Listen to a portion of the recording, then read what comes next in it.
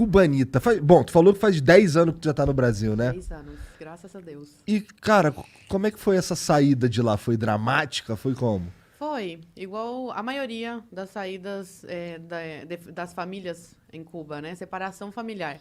Começou em 2005 com meu pai engenheiro em telecomunicações e eletrônica. Ele ocupava um cargo alto na empresa estatal onde ele trabalhava, para você ter uma ideia. Ele tinha acesso à internet em 2005. Caralho. Era proibido, era crime, né? Cubano ter acesso. E meu pai tinha porque ele trabalhava com isso e era um dos chefes, né?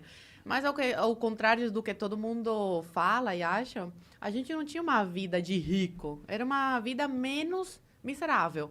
Então, quando você ocupa um cargo como o que meu pai ocupava, você tem que entrar para o Partido Comunista de Cuba. E quando você entra, aí esquece, você nunca mais consegue se desligar e sair do país. E meu pai não queria isso. Aí foi quando ele tem família brasileira, meu pai, a ascendência dele é libanesa. E há muito tempo atrás eles migraram, uma parte foi para Cuba, o avô dele foi para Cuba, outra parte para o Brasil, Venezuela. E aí essa família brasileira, a prima dele fez uma carta oficial convidando meu pai para passar umas férias aqui no Brasil, 3 meses, que era o máximo que um cubano podia ficar fora de Cuba. E aí, depois de muito trabalho, porque não foi fácil ele conseguir a autorização para sair, ele veio para cá de visita e deixou minha mãe grávida da minha irmã do meio. E eu com 5 anos na época. Minha mãe estava quase dando à luz. Ele veio em julho, agosto e novembro. Minha mãe deu à luz a minha irmã do meio. E aí eles ficaram 4 anos separados. Meu pai ficou aqui no Brasil. Ele pediu asilo político depois de estar 1 ano aqui no Brasil. E deixou minha mãe lá grávida.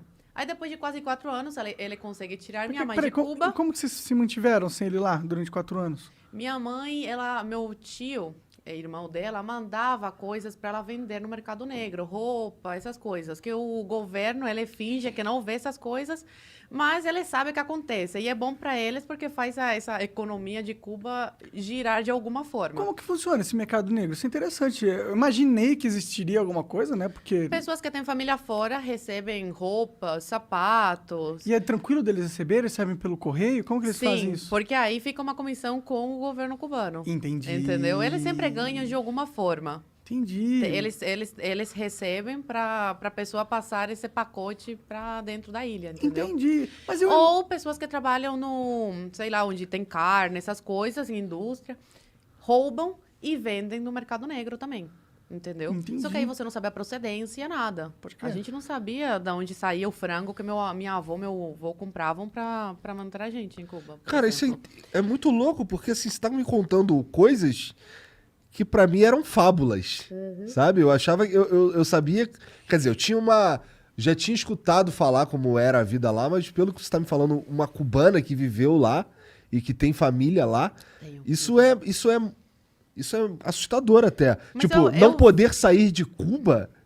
Eu falo isso, que se eu fosse brasileira e não fosse cubana, pra mim acreditar numa coisa dessas, porque parece uma coisa tão longe da realidade aqui do Brasil, né? Mas, infelizmente, é isso que os cubanos passam. Atualmente, o cubano pode sair da ilha, tá? Só que é muito difícil, tem que ter muito dinheiro e, geralmente, quem consegue é quem tem família fora, que aí consegue bancar essa saída. Agora tá mais liberada essa saída, não como antigamente, que era completamente... Por exemplo, criança não podia sair de visita. Por isso que meu pai teve que separar toda a família. Aí, terminando essa história, meu pai ficou no Brasil depois de quase 4 anos. Consegue tirar minha mãe de Cuba, eu e minha irmã ficamos com os nossos avós. Eu com 9 anos na época e minha irmã com 3. E aí minha mãe vem para o Brasil, vai direto para a Polícia Federal e pede asilo político, porque como eles são casados, meu pai e minha mãe, ela tinha direito a lei de refugiada também, igual meu pai.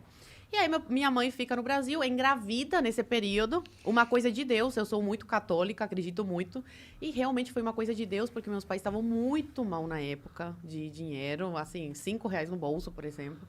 E minha mãe fica sabendo que tá grávida. Aí foi um caos. Meu Deus do céu, como é que a gente vai sustentar mais uma boca, né? E ainda tem que mandar dinheiro para Cuba para nossas filhas lá conseguir, né, comer decentemente, né? Um franguinho, essas coisas. Mas aí acabou que foi uma coisa de Deus, porque ajudou na nossa saída. Ter uma irmã brasileira. Aí depois de quase 3 anos, eles conseguem tirar a gente de Cuba. Meu pai conhece a minha irmã do meio com 5 anos e volta a me ver com 12. E a gente conhece a nossa irmã caçula brasileira, juinvilense, Santa Catarina, com quase 3 anos. Aí, resumidamente, essa é a história da minha família.